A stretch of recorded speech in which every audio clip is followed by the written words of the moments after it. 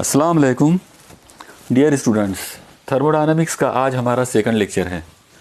आज के इस लेक्चर में जो दो मेन पॉइंट्स जिनको हमको डिस्कस करना है वो हैं थर्मल इक्विलिब्रियम और सेकंड पॉइंट है zeroth law of thermodynamics. Okay, तो चलिए आज के इस लेक्चर को शुरू करने से पहले कुछ इम्पॉर्टेंट टर्म्स जो हैं जो थर्मोडायनामिक्स के लिए ज़रूरी है, यानी इसको समझने के लिए पहले हम वो थोड़ा सा वो कुछ टर्म्स जो हैं वो पढ़ लेते हैं। देखिए, सबसे पहली जो चीज़ हमको पढ़ना है वो है थर्मोडायनामिक सिस्टम्स। ये वर्ड बार बार यूज़ होगा, आप याद रखिए। थर्मोडायनामिक सिस्टम का मतलब होता है ऐसी चीज़ जिसकी आप स्टडी कर रहे हो। ओके, जो चीज़ की आप स्टडी कर रहे हैं उस पर्टिकुलर चीज़ को हम लोग बोलेंगे थर्मोडायनामिक सिस्टम। जैसे फॉर एग्जांपल मान लो अगर आपने एक ऐसे बर्तन लिए और इस बर्तन में इस वेसल के अंदर आप पानी लो और इसको आप इस पानी को जो है आप गर्म करो और इसके मतलब चेंजेस जो है इसमें क्या क्या चेंजेस होते हैं गर्म करने से वो उनको नोट डाउन करो। तो अगर आप ये स्टडी कर रहे हो तो ये बर्तन और इसमें मौजूद ये पानी, इस चीज़ को हम लोग बोलेंगे थर्मोडायनामिक सिस्टम। ओके, ये हो गया पहला पॉइंट जो आपको देखना है। दूसरा जो पॉइंट हमको देखना है वो है थर्मोडायनामिक वेरिएबल्स। अब सवाल ये पैदा होता है कि वेरिएबल्स किसको बोलेंगे। तो बहुत ही आसान सी बात है, जब हम किसी सिस्टम की स्टडी करेंगे तो हम उसका प्रेशर नोट करेंगे, हम उसका वॉल्यूम नोट करेंगे, उसका टेम्परेचर नोट करेंगे, उसका मास मालूम करेंगे, उसमें उस सब्सटेंस के नंबर ऑफ मोल्स मालूम करेंगे, उसके अंदर एनर्जी मालूम करेंगे और बहुत सारी चीज़ें मालूम करेंगे। ओके, ये तमाम चीज़ें जो हम मालूम कर रहे हैं इस पर्टिकुलर सिस्टम की स्टडी करने के लिए, इनको बोलते हैं thermodynamic variables. Okay, thermodynamic variables का मतलब होता है pressure, volume, temperature, mass, number of moles, energy etcetera etcetera और बहुत सारी चीज़ें हैं। वो तमाम चीज़ें, वो तमाम फिजिकल क्वांटिटीज़ जिनकी वैल्यूज़ हम मालूम करते हैं या जिनकी हम स्टडी करते हैं, all of them are thermodynamic variables. तो उन सबको थर्मोडायनामिक वेरिएबल्स कहेंगे। ओके, ये हो गया थर्मोडायनामिक वेरिएबल का कंसेप्ट।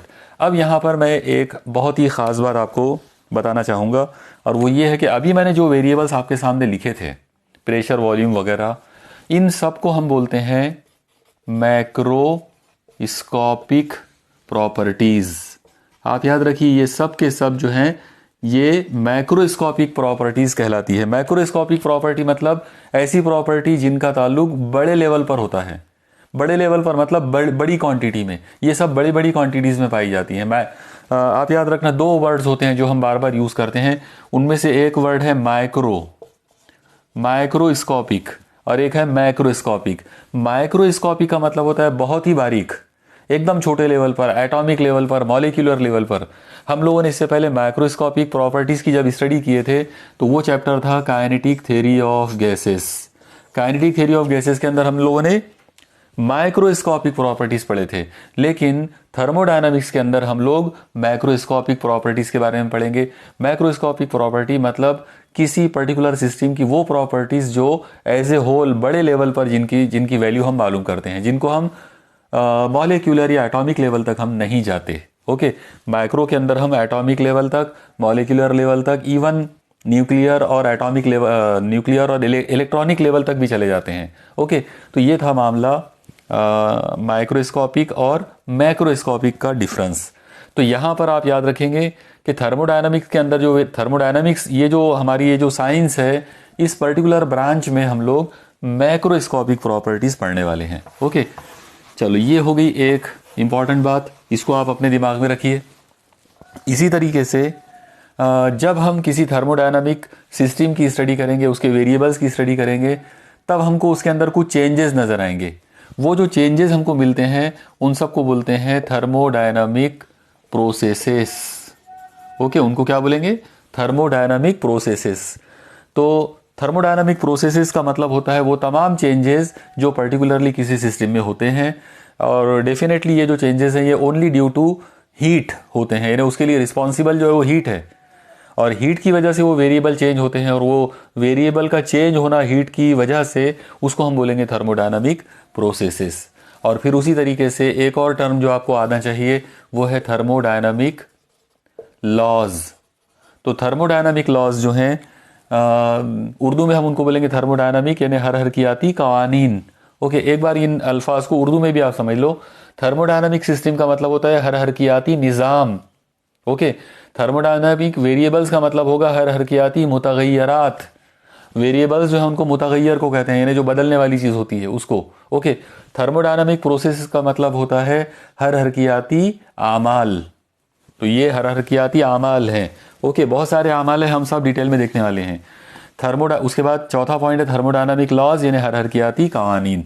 तो आप याद रखिए, ओवरऑल अगर आप पूरे थर्मोडायनामिक्स पर अगर आप नज़र डालेंगे तो आपको पता चलेगा कि ओवरऑल मिलाकर 4 ऐसे अलग अलग कवानीन होते हैं। थर्मोडायनामिक लॉज जो हैं वो 4 हैं पूरी दुनिया में, मतलब ओवरऑल पूरा थर्मोडायनामिक्स अगर हम स्टडी करें तो। और अगर हम सिर्फ अपना सिलेबस अगर देखें, मतलब क्लास 12 का नीट और JEE का सिलेबस, अगर हम सिर्फ इतना सिलेबस पे अगर हम नज़र डालेंगे तो हमको मालूम पड़ेगा कि देयर आर 3 लॉज। थर्मोडायनामिक्स के 3 ही लॉज हमारे सिलेबस में हैं। इनमें से हम पहले वाले को कहते हैं फर्स्ट लॉ, दूसरे वाले को कहते हैं सेकंड लॉ और तीसरे वाले को कहते हैं जीरोथ लॉ। याद रखो, जो थर्ड लॉ है उसको थर्ड लॉ नहीं बोलेंगे बल्कि उसको जीरोथ लॉ कहेंगे। तो इस तरीके से 3 अलग अलग लॉज हैं।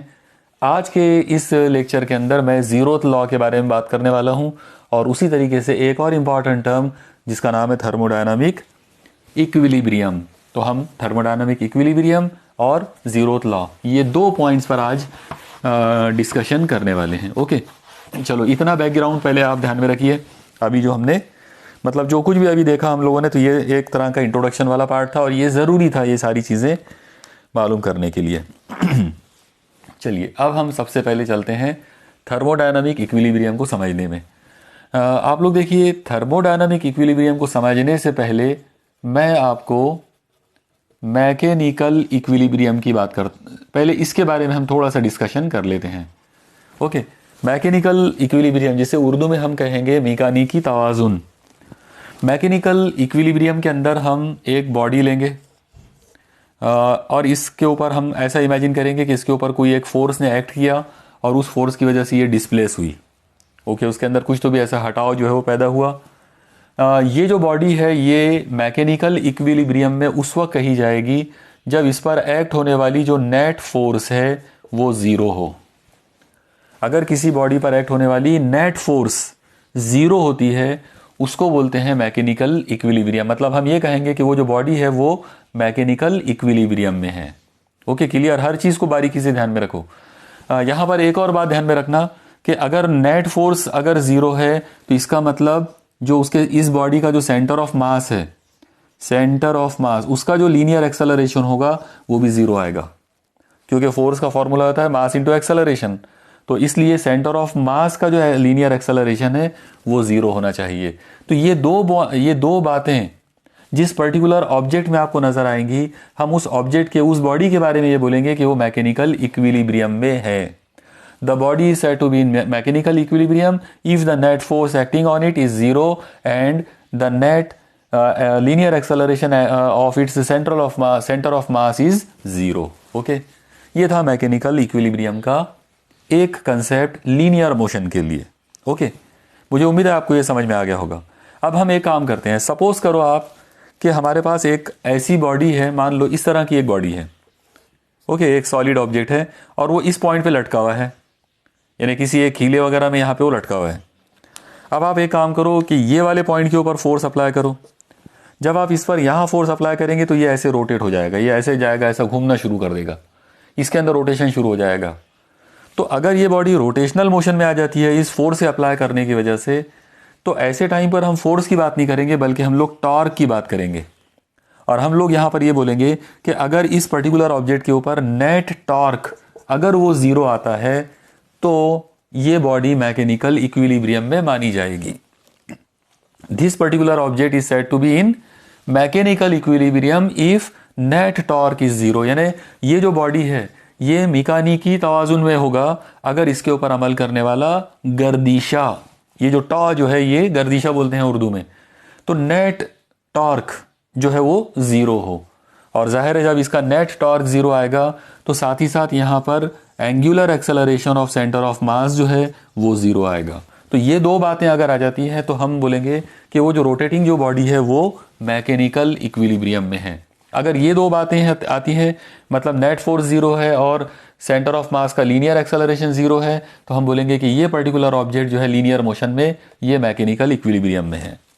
ओके, मुझे उम्मीद है आपको ये पूरा डिस्कशन अभी तक समझ में आ गया होगा। अब मैं एक ख़ास काम की जो बात है वो मैं आपको बताना चाहूँगा। आप लोग एक चीज़ देखो कि मैकेनिकल इक्विलिब्रियम की जब हमने बात करें तो हमने यहाँ पे दो अलग अलग ऑब्जेक्ट नहीं लिए, दो अलग अलग जिस्म नहीं लिए, बल्कि एक ही जिस्म है। यहाँ पर भी ये एक ही जिस्म है, इसका भी किसी और के साथ मुकाबला नहीं करे। ये जो जिस्म है इसका भी किसी और के साथ में कोई मवाजना, कोई मुकाबला, कोई कंपैरिजन नहीं हुआ। हमने सिर्फ पर्टिकुलरली इस ऑब्जेक्ट के बारे में बोले कि ये मैकेनिकल इक्विलिब्रियम में है। जब इसकी बात आई तो हमने इसके भी बारे में ये बोले कि ये मैकेनिकल इक्विलिब्रियम में है। अगर ये दो बातें इसमें आती है तो ये दो बातें आती है तो ये बॉडी मैकेनिकल इक्विलिब्रियम में है, ये दो बातें आती है तो ये बॉडी मैकेनिकल इक्विलिब्रियम में है। ओके, अब जिस तरीके से हमने यहाँ पर सिर्फ एक बॉडी लिए, एक पर्टिकुलर सिस्टम लिए और उसको मैकेनिकल इक्विलिब्रियम में बताए, तो सेम ऐसे ही हम थर्मल इक्विलिब्रियम को भी समझ सकते हैं। ओके, तो सबसे पहले हम अब एक काम करेंगे, ये मैकेनिकल इक्विलिब्रियम को हटाकर यहाँ पर अब हम ले लेते हैं थर्मल इक्विलिब्रियम। अब उर्दू में हम इसे कहेंगे हरारती तवाज़ुन। तो यहाँ आप याद रखिए कि जब भी हम हरारती तवाज़ुन की बात करते हैं तो ज़्यादातर जो लोग हैं वो इसको, मतलब ज़्यादातर स्टूडेंट्स जो हैं वो, उनको लगता है कि हरारती तवाज़ुन के अंदर दो अलग अलग बॉडीज़ लेना है, दो अलग अलग जिस्म लेना है। लेकिन आप याद रखिए किसी भी इक्विलिब्रियम की स्टडी करते टाइम पर आपको दो की ज़रूरत कभी नहीं पड़ती। दो की ज़रूरत, दो को ले सकते हैं आप, लेकिन एक्चुअली फंडामेंटली अगर हम बात करें तो सिर्फ एक ही बॉडी को लेकर हम थर्मल इक्विलिब्रियम को भी समझ सकते हैं, जैसे हमने मैकेनिकल इक्विलिब्रियम को हमने समझा। ओके, अब देखिए मैं आपको थर्मल इक्विलिब्रियम का मेन जो कंसेप्ट है वो समझाता हूँ। आप ऐसा इमेजिन करो कि यहाँ पर मेरे पास एक वेसल है, एक बॉडी है, और इस बॉडी के अंदर मैंने कोई एक चीज़ ली हुई है, कोई भी एक सब्सटेंस आप इमेजिन करो, कोई गैस, कोई लिक्विड, कुछ भी आप इमेजिन करो। ओके, इस लिक्विड का प्रेशर मान लो, ये जो सब्सटेंस इसके अंदर है, मान लो यहाँ तक ले लेते हैं, चलो लिक्विड बोल देते हैं हम उसको थोड़ी देर के लिए। तो ये जो इसके अंदर जो लिक्विड है, मान लो उसका प्रेशर P है, उसका वॉल्यूम V है, उसका मास m है, उसमें नंबर ऑफ मोल्स n है, और भी आपको जो उसका टेम्परेचर जो है वो T है। ओके, अब आप एक काम करो कि कुछ ऐसा करो कि ये जो मैक्रोस्कोपी की जो प्रॉपर्टीज़ हैं ये बदलना नहीं चाहिए। ओके, ये चेंज नहीं होना चाहिए एक पर्टिकुलर स्पैन ऑफ टाइम के लिए। तो अगर इनको बदलना नहीं है तो हम इसका एक काम ये कर सकते हैं कि इसको हम इस तरीके से एक ऐसे चैम्बर में हम उसको बंद कर देंगे। इस तरह से एक चैम्बर लेंगे और ये चैम्बर के अंदर हम उसको बंद कर देंगे। अब आप देखो, थोड़ा सा गौर से पूरे हर चीज़ को आप बराबर ध्यान से देखो। ये जो मैंने ग्रीन कलर के अंदर जो चैम्बर के अंदर इसको मैंने बंद कर दिया हूँ, तो यहाँ आपको ये समझना है कि ये जो चैम्बर मैंने लिया है, ये चैम्बर एडियाबेटिक नेचर का है। एडियाबेटिक नेचर, एडियाबेटिक का मतलब होता है नॉन कंडक्टिंग, मतलब उसमें हीट एनर्जी का कंडक्शन नहीं होना चाहिए, हीट एनर्जी इधर से उधर नहीं जाना चाहिए, ना इसमें से हीट एनर्जी बाहर जाना, ना बाहर की हीट एनर्जी अंदर आना। ऐसे ये जो ऑब्जेक्ट रहेगा, ये जो इस तरह सा ये जो चीज़ रहेगी, ये जो दीवार या ये जो वेसल हमने लिए, इसको हम लोग बोलेंगे नॉन कंडक्टिंग या एडियाबेटिक। यहाँ पर आप एक और वर्ड इसके लिए यूज़ कर सकते हैं और वो वर्ड है इंस्यूलेटिंग। इंस्यूलेटिंग का मतलब भी वही होता है, ऐसी चीज़ जिसमें से हरारत यानी हीट एनर्जी जो है वो अंदर से बाहर ना जाए। तो अब आप सब गौर से देखो कि इस जगह पर यहाँ पर आपकी सिस्टम है और ये सराउंडिंग है। सराउंडिंग और सिस्टम के बीच में हीट एनर्जी का लेन देन नहीं है, क्योंकि बीच में जो सेपरेट ये जो वॉल यहाँ पर बनी हुई है, तो ये एडियाबेटिक या नॉन कंडक्टिंग या इंस्यूलेटिंग वॉल है। अगर ऐसा है तो फिर इस पर्टिकुलर सिस्टम के अंदर ना तो प्रेशर बदलेगा, ना वॉल्यूम बदलेगा, ना ना टेम्परेचर बदलेगा, ना मास बदलेगा, ना नंबर ऑफ मोल्स बदलेंगे। इनमें से कोई भी चीज़ बदलने वाली नहीं है। हम ये कहेंगे कि ये पर्टिकुलर सिस्टम थर्मल इक्विलिब्रियम में है। क्लियर? ये पॉइंट आप बहुत अच्छे से याद रखो। एनसीईआरटी की बुक के हिसाब से अगर आप पढ़ेंगे तो आपको यही कंसेप्ट मिलने वाला है। आया समझ में? यही मेन कंसेप्ट है। थर्मल इक्विलिब्रियम का सबसे मेन कंसेप्ट है कि अगर किसी सिस्टम का, अगर किसी निज़ाम का pressure, volume, temperature, mass, number of moles okay, इनमें से कोई भी ये जो मैक्रोस्कोपिक प्रॉपर्टीज हैं, अगर ये मैक्रोस्कोपिक प्रॉपर्टीज एक पर्टिकुलर स्पैन ऑफ टाइम के लिए, मतलब कोई थोड़े से वक्त के दौरान, थोड़ा सा या लंबे वक्त के दौरान अगर ये लोग बदलते नहीं हैं, अगर ये कांस्टेंट रहते हैं, मैक्रोस्कोपिक प्रॉपर्टीज अगर ये कांस्टेंट हो जाते हैं एक पर्टिकुलर स्पैन ऑफ टाइम के लिए, तो हम ये कहेंगे कि उस पर्टिकुलर स्पैन ऑफ टाइम के लिए ये सिस्टम थर्मल इक्विलिब्रियम में है। ओके, उर्दू में हम इसको इस तरह से कहेंगे कि कोई भी निज़ाम हरारती तवाज़ुन में उस वक्त होगा जब उसका दबाव, हजम, दर्जा हरारत, उसकी कमियत, उसमें नंबर ऑफ मोल्स, ये तमाम जो मैक्रोस्कोपिक प्रॉपर्टीज़ हैं ये सब के सब मुस्तकिल रहेंगे दिए हुए वक्त के दौरान। जो भी दौरानिया आपको दिया हुआ है, जो भी वक्फा आपको दिया हुआ है वक्त का, जितना भी छोटा हो, जितना भी लंबा हो, वो वक्त के दौरान अगर ये लोग किसी निज़ाम के ये वाली प्रॉपर्टीज़ जो हैं अगर ये कांस्टेंट रह जाती हैं कुछ वक्त के लिए, तो हम ये कहेंगे कि उतने वक्त के लिए ये पर्टिकुलर जो निज़ाम है, ये जो सिस्टम है, ये थर्मल इक्विलिब्रियम में है। ओके, ये है थर्मल इक्विलिब्रियम की तारीफ, ये उसकी कंडीशन है, ये उसकी डेफिनेशन है। ओके, तो चलिए एक लाइन में अगर हम इसकी डेफिनेशन की अगर बात करें तो इंग्लिश में इसकी डेफिनेशन कुछ इस तरह से होंगी कि if the macroscopic properties like pressure, volume, temperature, mass and number of moles of a particular system remains constant for a given span of time, during that span of time the system is said to be in thermal equilibrium.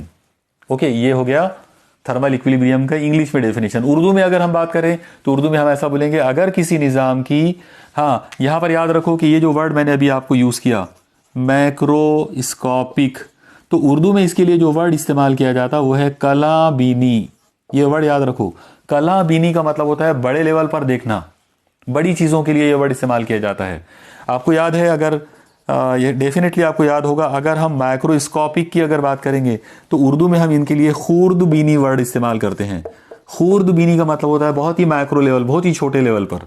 Khurd का opposite word कला है और कला का मतलब होता है बड़ा। ओके, तो यहाँ पर जिन खुसूसियात की हम बात कर रहे हैं, मतलब दबाव की, हजम की, दर्जे हरारत की, कमियत की, नंबर ऑफ मोल की, ये सब के सब माइक्रोस्कोपिक में आएंगे, मतलब कला बीनी खुसूसियात बोलेंगे इनको।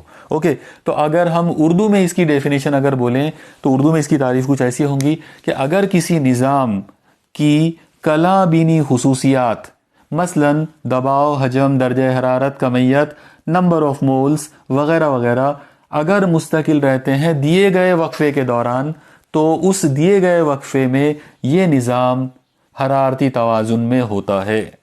ओके, ऐसा कहा जाता है कि वो जो निज़ाम है वो हरारती तवाज़ुन में होगा उस पर्टिकुलर दौरानिये के लिए, उस पर्टिकुलर ड्यूरेशन के लिए। ओके, ये है डेफिनेशन थर्मल इक्विलिब्रियम की। ओके, अब यहाँ पर मैं थोड़ा सा इस डिस्कशन को और आगे बढ़ाना चाहूँगा ताकि इससे रिलेटेड अगर कोई JEE या नीट वगैरह से रिलेटेड अगर कुछ सवालत अगर बने तो वो भी आपको आना चाहिए और आपको उसमें किसी तरह का कोई कन्फ्यूजन नहीं होना चाहिए। ओके, चलिए मैं अब आप लोगों का एक बहुत बड़ा कन्फ्यूजन जो है वो अगले पॉइंट में मैं दूर करने वाला हूँ। आप सब गौर से देखिए, सपोज करो कि यहाँ पर आपने एक सिस्टम लिए, इसमें प्रेशर है P1, वॉल्यूम है V1, टेम्परेचर है T1। ओके, चलो ये तीन ही लोग ले लेते हैं, मास वगैरह नहीं भी लिए तो चलता।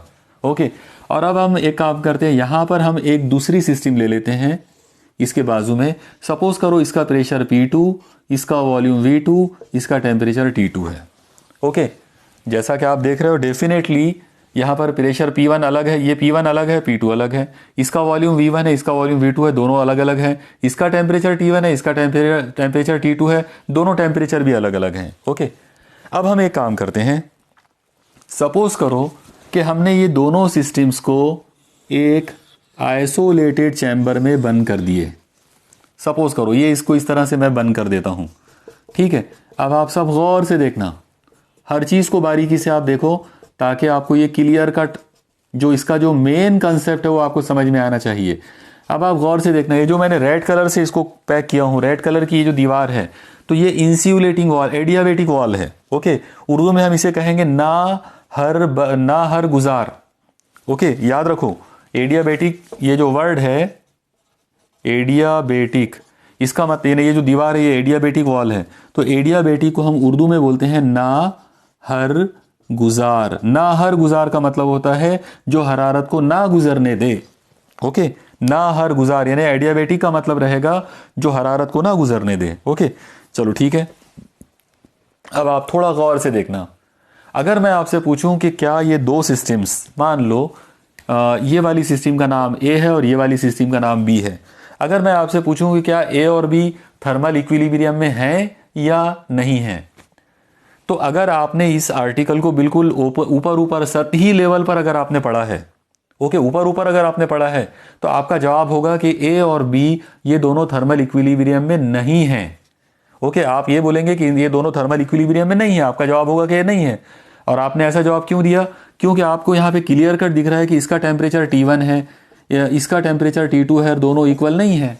मतलब ये दोनों सिस्टम का टेम्परेचर अलग अलग है।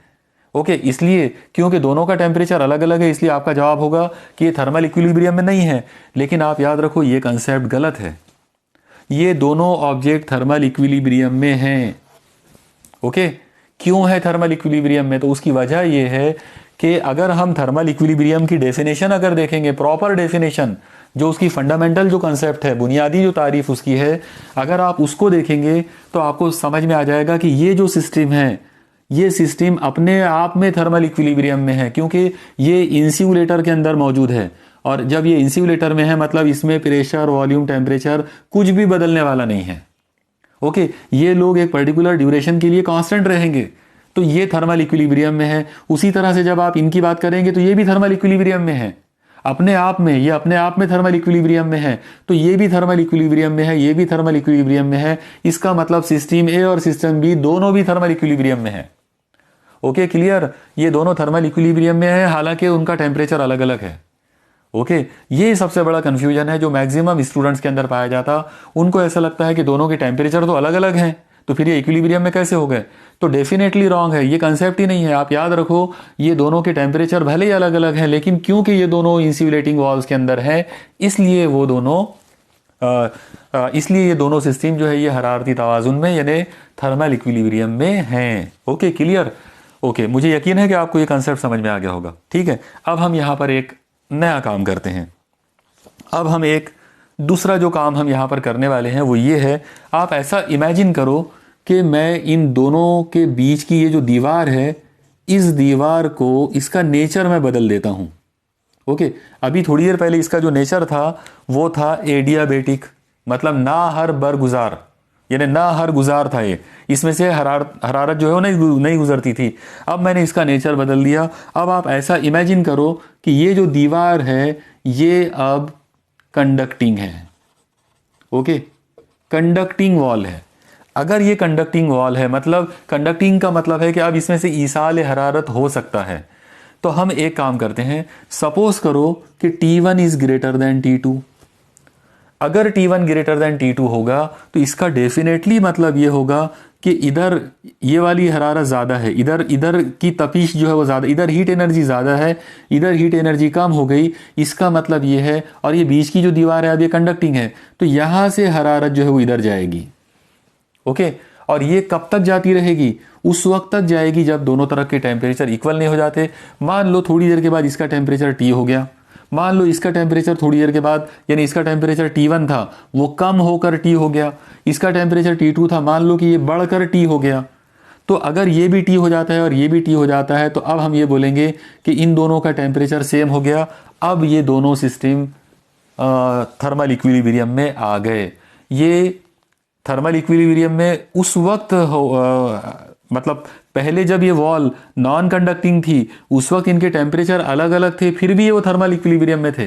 लेकिन जब इनके बीच की दीवार कंडक्टिंग बना दिए, उस वक्त उनका थर्मल इक्विलिब्रियम खत्म हो गया। और फिर थर्मल इक्विलिब्रियम वापस कब आया? जब वो दोनों का टेम्परेचर सेम हो गया। तो ये वाला कंसेप्ट ज़्यादातर लोग यूज़ करते, ज़्यादातर बुक्स में यही वाला कंसेप्ट बताया जाता है कि दो सिस्टम जो है वो थर्मल इक्विलिब्रियम में उस वक्त कहे जाते हैं जब उनके टेम्परेचर सेम हो। इवन हमारी जो महाराष्ट्र स्टेट बोर्ड की जो बुक है उसमें भी यही वाला कंसेप्ट लिखा हुआ है, उसमें भी ये डेफिनेशन, और वो गलत नहीं है। ओके, हम ये नहीं कह रहे हैं कि वो गलत लिखा हुआ है, वो डेफिनेटली करेक्ट है, लेकिन वो दो ऑब्जेक्ट्स को ध्यान में रखकर है।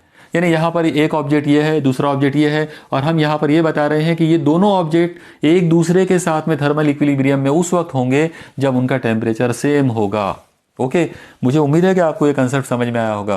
तो ये डेफिनेशन अब आप इस ये वाली फिगर के हिसाब से अगर आप डेफिनेशन अगर बनाना चाहो तो हम ऐसा बोलेंगे कि दो मुख्तलिफ निज़ाम, यानी ए और बी यहाँ पर क्या है, दो अलग अलग निज़ाम है, दो अलग अलग सिस्टम्स हैं।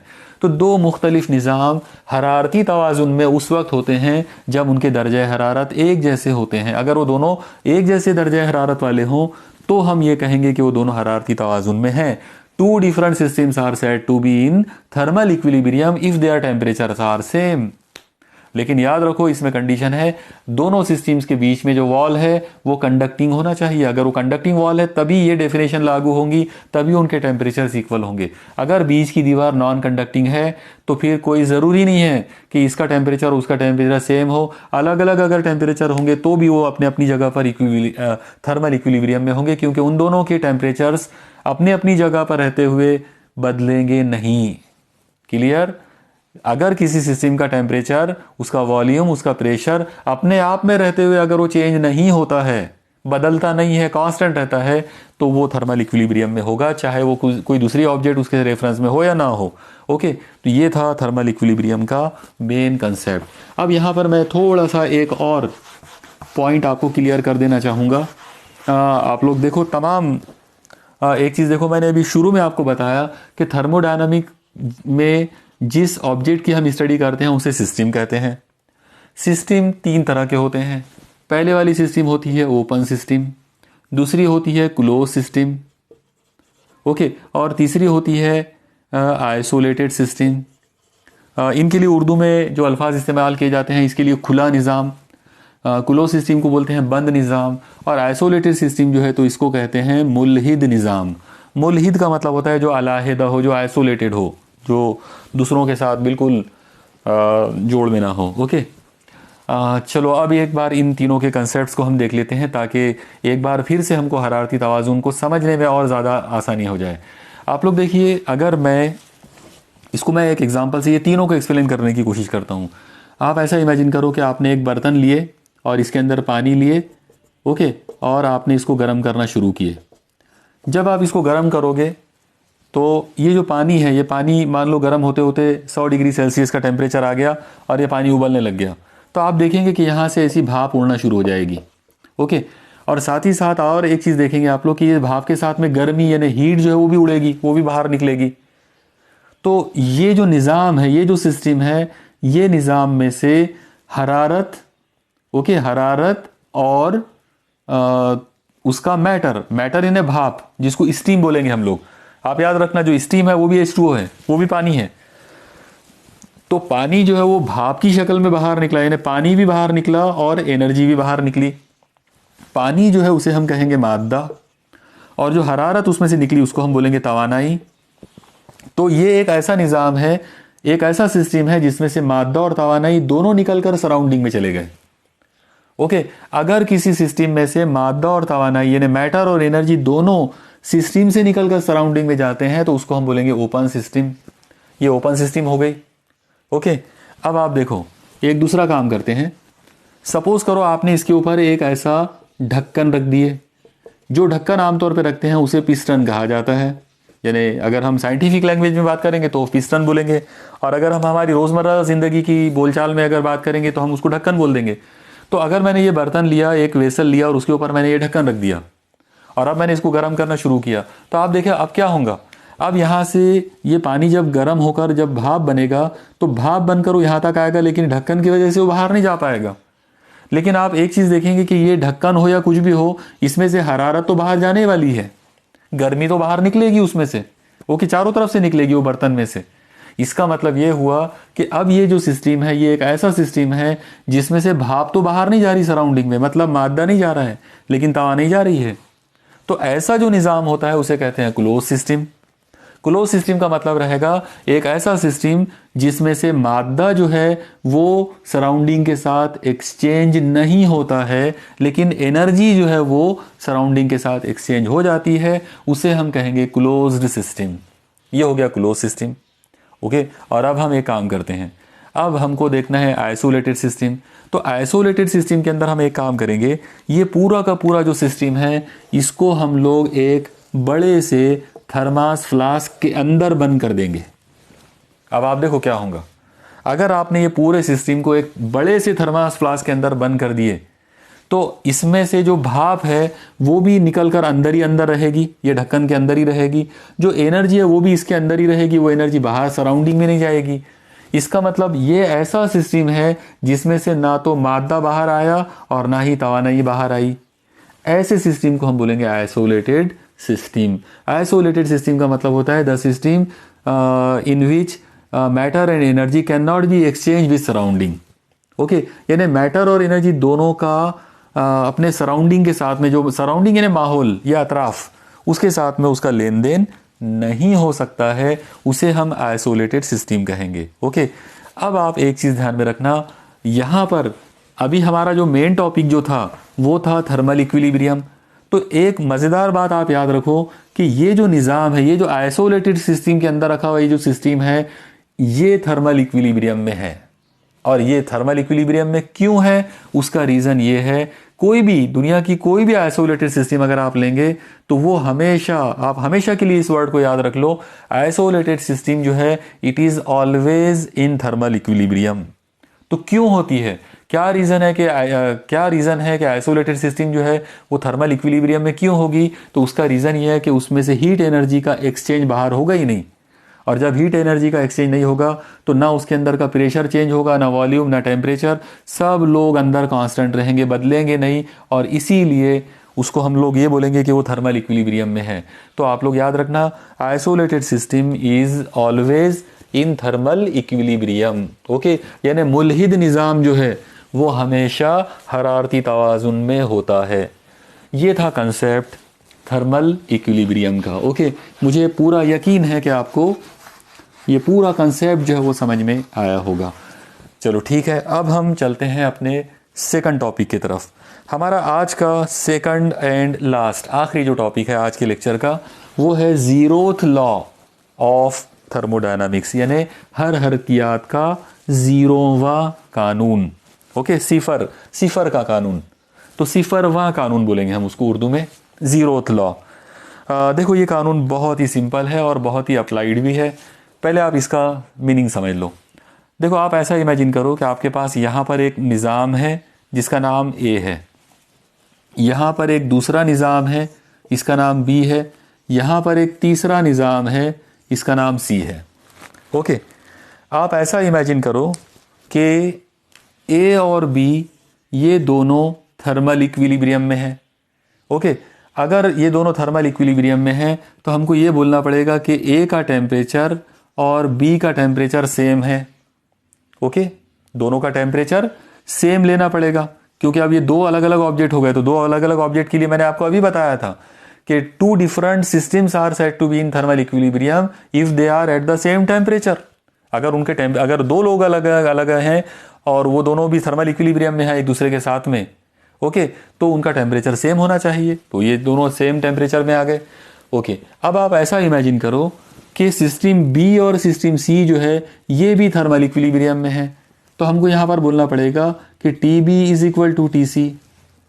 तो अगर ऐसा होता है, अगर ए और बी मतलब ये दो सिस्टम थर्मल इक्विलिब्रियम में है और बी और सी जो है ये भी थर्मल इक्विलिब्रियम में है, तो डेफिनेटली ए और सी जो है ये भी थर्मल इक्विलिब्रियम में होंगे। मतलब T A is equal to T C. ये वाला जो कंसेप्ट है इसे कहते हैं zeroth law of thermodynamics. Zeroth law of thermodynamics का जो मेन कंसेप्ट है वो बस ये फिगर में दिख रहा है। जो कुछ भी ये फिगर में आपको दिख रहा है वो ज़ीरोथ लॉ है। ओके, क्या है ज़ीरोथ लॉ? बहुत आसान है। अगर कोई दो निज़ाम हरारती तवाज़ुन में हो और अगर कोई दूसरे दो निज़ाम हरारती तवाज़ुन में हो तो पहला निज़ाम और तीसरा निज़ाम एक दूसरे के साथ हरारती तवाज़ुन में होते हैं। ओके, एकदम आसान सी बात है। एक बार फिर से आप लोग देखो कि अगर ए और बी एक दूसरे के साथ हरारती तवाज़ुन में हो और बी और सी हरारती तवाज़ुन में हो तो फिर ए और सी भी हरारती तवाज़ुन में होंगे, होते ही हैं। ओके, ये है जीरोथ लॉ ऑफ थर्मोडायनामिक्स। एक काम करते हैं, इसी चीज़ को मैं आपको थोड़ा सा और एक और एग्जांपल के ज़रिए मैं इसको एक्सप्लेन करने की कोशिश करता हूँ। देखो, आप लोग ऐसा इमेजिन करो कि आपने यहाँ पर दो सिस्टम्स लिए। मान लो इस तरीके से हमने दो अलग अलग सिस्टम्स लिए, ए और बी। ओके, और इन दोनों के बीच में यहाँ पर ये एक एडियाबेटिक वॉल है। एडियाबेटिक वॉल अभी मैंने कुछ देर पहले भी आपको बताया था, नॉन कंडक्टिंग वॉल है। ओके, अगर ये नॉन कंडक्टिंग वॉल है और ये मतलब इसमें से हरारत ना इधर जाएगी ना इसमें से हीट इधर आएगी, हीट एनर्जी का एक्सचेंज नहीं होगा, इसका मतलब ये हुआ कि ये अपने आप में हरारती तवाजुन में होगा, ये अपने आप में हरारती तवाजुन में होगा। ओके, अब एक काम करते हैं, सपोज करो कि इसके ऊपर यहाँ पर मैं एक और सिस्टम ले लेता हूँ, और अब यहाँ पर जो सिस्टम मैंने लिया तो वो सिस्टम के अंदर ये बीच में ये जो वॉल है, तो मान लो कि ये वॉल कंडक्टिंग वॉल है। एक काम करते हैं, इसको मैं रेड कलर से दिखा देता हूँ, यानी रेड कलर वाली जो वॉल है तो ये कंडक्टिंग वॉल है। चलो एक काम करते हैं, मैं यहाँ लिख देता हूँ, ये कंडक्टिंग वॉल है और ये नॉन कंडक्टिंग वॉल है, यानी ये नॉन कंडक्टिंग है। तो अब आप एक चीज़ देखो, एक मज़ेदार बात देखो क्या होगी।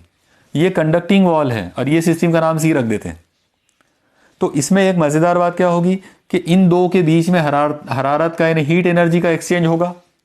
ओके, मान लो इसका टेम्परेचर TA है, इसका टेम्परेचर TB है, इसका टेम्परेचर TC है। तो होगा क्या कि ये दोनों एक दूसरे से इक्वल होए तक, जब तक इन दोनों के टेम्परेचर इक्वल नहीं हो जाते, ये कंडक्टिंग वॉल में से हरारत या तो यहाँ से यहाँ जाएगी, नहीं तो यहाँ से यहाँ आएगी। ओके, अगर मान लो ये टेम्परेचर बड़ा है और ये टेम्परेचर कम है तो यहाँ से हरारत इधर जाएगी, हीट एनर्जी जो है इसमें से निकल के इसमें जाएगी। अगर ये टेम्परेचर ज़्यादा है और इसका टेम्परेचर कम है तो इसमें से हरारत इसमें आएगी। ओके, और ये आना जाना कब तक चलेगा? उस वक्त तक चलेगा जब तक ये दोनों इक्वल नहीं हो जाते, दोनों के टेम्परेचर इक्वल नहीं हो जाते, यानी जब तक ये दोनों एक दूसरे के साथ में थर्मल इक्विलिब्रियम में नहीं आ जाते। अब आप लोग एक चीज़ देखो, ये दोनों थर्मल इक्विलिब्रियम में आ जाएंगे तो डेफिनेटली ये दोनों भी तो आएंगे, क्योंकि ये भी तो कंडक्टिंग वॉल है। अगर ये कंडक्टिंग वॉल है तो हीट एनर्जी का एक्सचेंज इसके साथ में भी होगा। तो इसका मतलब ये हुआ कि ये दोनों एक दूसरे से इक्वल हो जाएंगे, उसी तरीके से ये दोनों भी इक्वल हो जाएंगे। अब आप एक चीज़ पे गौर करो कि अगर सिस्टम A सिस्टम C के साथ में इक्विलिब्रियम में है और सिस्टम C सिस्टम B के साथ में अगर इक्विलिब्रियम में है, तो इसका डेफिनेट मतलब ये हुआ कि इसका टेम्परेचर इसके टेम्परेचर से इक्वल है, इसका टेम्परेचर इसके टेम्परेचर से इक्वल है, तो फिर इन दोनों के टेम्परेचर भी सेम हो जाएंगे। इसका मतलब ये दोनों भी इक्विलिब्रियम में आ जाएंगे। ओके, और ये होना ही है, यानी बीच में हालांकि नॉन कंडक्टिंग वॉल है, फिर भी इन दोनों के टेम्परेचर जो है वो सेम हो जाएंगे ये वाली सिस्टम की वजह से। तो ये इस पूरे लॉ का कंसेप्ट था। जीरोथ लॉ ऑफ थर्मोडायनामिक्स का यही सबसे मेन कंसेप्ट है कि अगर आपने एक सिस्टम को दूसरे सिस्टम के साथ इक्विलिब्रियम थर्मल इक्विलिब्रियम में रखे, वो दूसरी सिस्टम किसी तीसरी सिस्टम के साथ में इक्विलिब्रियम में है, तो पहली और तीसरी जो सिस्टम है वो भी आपस में एक दूसरे के साथ में थर्मल इक्विलिब्रियम में होते हैं। इसको बोलते हैं जीरोथ लॉ ऑफ थर्मोडायनामिक्स। अब यहाँ पर सवाल आएगा कि ये जो लॉ है, इस लॉ का कंसेप्ट यानी इसका मीनिंग क्या है। ओके, तो आइए हम इसका मीनिंग जो है वो थोड़ा सा बारीकी से हम उसको देखते हैं। आप याद रखिए, टेम्परेचर का जो कंसेप्ट है, याद रखना, टेम्परेचर जो है उसे आमतौर पर हम लोग degree of coldness and hotness के तौर पे लेते हैं। ओके, हमको ये पता है कि जो पर्टिकुलरली किसी सिस्टम का टेम्परेचर जो है वो उसकी हॉटनेस को या उसके कोल्डनेस को बताएगा। ये हमारा टेम्परेचर का एक पुराना कंसेप्ट है। ओके, लेकिन जीरोथ लॉ ऑफ थर्मोडायनामिक्स जो है वो इसके कंसेप्ट को कैसे चेंज करता है, तो उसको आप एक बार समझ लो अच्छे से। आप एक चीज़ देखो, अगर ये दोनों थर्मल इक्विलिब्रियम में नहीं है, मान लो थोड़ी देर के लिए इमेजिन करो कि इसका टेम्परेचर TA है, इसका टेम्परेचर TC है, और इमेजिन करते कि TA is greater than TC, तो इसका ये मतलब होगा कि इसमें के जो मॉलिक्यूल्स होंगे उनका वाइब्रेशन ज़ोरदार होगा, ज़्यादा होगा। यानी अगर मैं इसके मॉलिक्यूल्स को यहाँ बनाना चाहूँ तो ये मॉलिक्यूल्स का जो वाइब्रेशन है वो बहुत ज़्यादा फास्ट होगा, क्योंकि इसका टेम्परेचर ज़्यादा है, इनकी एनर्जी ज़्यादा है, ये ज़्यादा एनर्जी से वाइब्रेट होंगे। ओके, उनका जो वाइब्रेशन है वो ज़्यादा होगा। उसके मुकाबले में इसके जो मॉलिक्यूल्स हैं तो इनका टेम्परेचर कम है, तो इनका वाइब्रेशन होगा लेकिन स्लो होगा, इसके मुकाबले में स्लो होने वाला है। इनका वाइब्रेशन ज़्यादा होगा, इनका वाइब्रेशन स्लो होगा। ओके, लेकिन अगर ये दोनों के बीच में कंडक्टिंग वॉल है तो होगा ये कि इसकी एनर्जी इधर इनको ट्रांसफ़र होगी। नतीजा ये निकलेगा कि इनकी एनर्जी डाउन होगी, इनकी एनर्जी बढ़ेगी, और फिर इनका वाइब्रेशन थोड़ा स्लो होगा, इनका वाइब्रेशन थोड़ा फास्ट होगा, और फिर एक टाइम आएगा जब दोनों के वाइब्रेशन सेम हो जाएंगे। यानी जो वाइब्रेशन ये मॉलिक्यूल्स के रहेंगे उतने ही वाइब्रेशंस इनके भी रहेंगे, और उस वक्त हम बोलेंगे कि ये दोनों इक्विलिब्रियम में आ गए, दोनों सिस्टम एक दूसरे के इक्विलिब्रियम में आ गए, दोनों के टेम्परेचर सेम हो गए, दोनों के जो मॉलिक्यूल्स हैं उनका वाइब्रेशन सेम हो गया। सेम ये वाली कहानी इनके लिए भी लागू होंगी। इसका मतलब ये है कि जीरोथ लॉ ऑफ थर्मोडायनामिक्स जो है वो हमको ये बताता है कि टेम्परेचर जो है वो काइनेटिक एनर्जी ऑफ मॉलिक्यूल्स को रिप्रेजेंट करता है, और साथ ही साथ उससे हमको किसी पर्टिकुलर सिस्टम की गर्मी या सर्दी का भी पता चलता है। हमको ये भी पता चलता है कि वो सिस्टम कितनी हॉट है या कितनी कोल्ड है। जितनी ज़्यादा वो हॉट होगी उसमें उसके मॉलिक्यूल्स की काइनेटिक एनर्जी उतनी ज़्यादा होगी। और थर्मल इक्विलिब्रियम का कंसेप्ट किस सेंस में आएगा? थर्मल इक्विलिब्रियम का कंसेप्ट ये बोलेगा कि अगर दो सिस्टम थर्मल इक्विलिब्रियम में है तो इसका मतलब ये है कि वो दोनों सिस्टम के जो मॉलिक्यूल्स हैं उनका वाइब्रेशन उनके जो वाइब्रेशंस हैं वो बिल्कुल सेम लेवल में होंगे, यानी उनके वाइब्रेशंस की जो एनर्जी है वो बिल्कुल सेम होगी। ओके, तो ये था जीरोथ लॉ ऑफ थर्मोडायनामिक्स का मेन कंसेप्ट। ओके, आज के इस लेक्चर में हमको बस ये दो ही पॉइंट डिस्कस करना था। मुझे पूरा यकीन है कि आपको ये तमाम पॉइंट्स जो हैं ये समझ में आए होंगे। इसमें से जो भी कंसेप्ट जो हैं आपके होंगे वो तमाम कंसेप्ट जो हों क्लियर हो गए होंगे। मैं जस्ट आखिरी में जाते जाते मेन पॉइंट जो है एक बार फिर से डिस्कस कर देता हूँ। आप लोग देखो, सबसे पहले जब हम लोग बात करेंगे थर्मल इक्विलिब्रियम की तो हमारे कंसेप्ट्स दो तरह के होने चाहिए। अगर हम किसी एक ऑब्जेक्ट के बारे में बात कर रहे हैं, सिर्फ एक ऑब्जेक्ट की अगर बात कर रहे हैं, तो हमको ये बोलना पड़ेगा कि उसके मैक्रोस्कोपिक प्रॉपर्टीज़ जो हैं, मतलब P, V, T, M, N, E etcetera. Okay, ये जितने भी मैक्रोस्कोपिक प्रॉपर्टीज़ हैं ये सब के सब कांस्टेंट रहना चाहिए। अगर किसी पर्टिकुलर ऑब्जेक्ट में, किसी पर्टिकुलर सिस्टम में pressure, volume, temperature, mass, number of moles, energy, entropy etcetera etcetera, अगर ये सब मैक्रोस्कोपिक प्रॉपर्टीज़ अगर कांस्टेंट रहते हैं तो हम ये बोलेंगे कि वो ऑब्जेक्ट थर्मल इक्विलिब्रियम में है। ओके, बिल्कुल उसी तरीके से अगर हमारे पास एक नहीं बल्कि दो अलग अलग ऑब्जेक्ट्स हों, मान लो कि हमारे पास इस तरीके से दो अलग अलग ऑब्जेक्ट हों और उनके बीच की जो वॉल है वो नॉन कंडक्टिंग हो, मतलब एडियाबेटिक वॉल हो। अगर उनके बीच में एडियाबेटिक वॉल हो, मतलब हीट एनर्जी का एक्सचेंज नहीं होता हो, तो भी हम ये कहेंगे कि वो दोनों थर्मल इक्विलिब्रियम में है, क्योंकि फिर एडियाबेटिक वॉल होने की वजह से उन दोनों के अंदर हीट एनर्जी का ना तो एक्सचेंज होगा और ना ही उनकी मैक्रोस्कोपिक प्रॉपर्टीज चेंज होंगी, वो कांस्टेंट रहेगी during a particular duration of time. इसलिए वो दोनों भी थर्मल इक्विलिब्रियम में रहेंगे। ओके, और फिर इसके बाद थर्मल इक्विलिब्रियम का लास्ट और जो सबसे फेमस जो कंसेप्ट है उसके ऊपर आते हैं कि दो अलग अलग ऑब्जेक्ट हैं, दो अलग अलग सिस्टम्स हैं ए और बी, वो दोनों का जो टेम्परेचर है अगर वो दोनों के टेम्परेचर सेम है तो फिर वो भी थर्मल इक्विलिब्रियम में है। और ये सबसे ज़्यादा फेमस कंसेप्ट होता है। और जैसा मैंने आपको बताया कि हमारे मतलब महाराष्ट्र स्टेट बोर्ड की जो बुक है उस बुक में यही वाले कंसेप्ट को यूज़ किया गया है कि दो अलग अलग सिस्टम्स जो हैं वो थर्मल इक्विलिब्रियम में उस वक्त होते हैं जब उनके टेम्परेचर्स सेम होते हैं। तो ये था हमारा आज का पहला पॉइंट जो हमने डिस्कस किए। इसके बाद हमने दूसरा जो पॉइंट डिस्कस किया आज का वो था जीरोथ लॉ ऑफ थर्मोडायनामिक्स, मतलब हर हरकियात का सिफरवां कानून। तो ये सिफरवां कानून या जीरोथ लॉ जो है उसका ये कहना था कि अगर एक सिस्टम ए बी के साथ में अगर थर्मल इक्विलिब्रियम में है और बी जो है वो सी के साथ में थर्मल इक्विलिब्रियम में है, तो फिर ए और सी जो है ये भी थर्मल इक्विलिब्रियम में होंगे। ओके, और इसी पर से हमको ये पता चलता कि जीरोथ लॉ ऑफ थर्मोडायनामिक्स जो है it actually signifies the concept of temperature. मतलब जीरोथ लॉ ऑफ थर्मोडायनामिक्स जो है इसी के ज़रिए हमको पता चलता है कि टेम्परेचर का कंसेप्ट क्या है।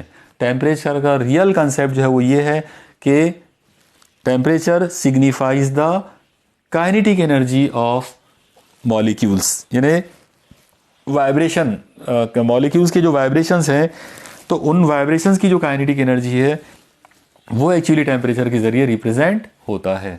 तो ये थी कहानी थर्मल इक्विलिब्रियम और जीरोथ लॉ ऑफ थर्मोडायनामिक्स की। मुझे यकीन है कि आपको ये सब पॉइंट समझ में आ गए होंगे। इंशाल्लाह अब अगले लेक्चर में हम लोग आगे के जो पॉइंट्स हैं वो कवर करेंगे। तब तक आप लोग स्टडी करते रहिए। Keep studying. अल्लाह हाफिज़।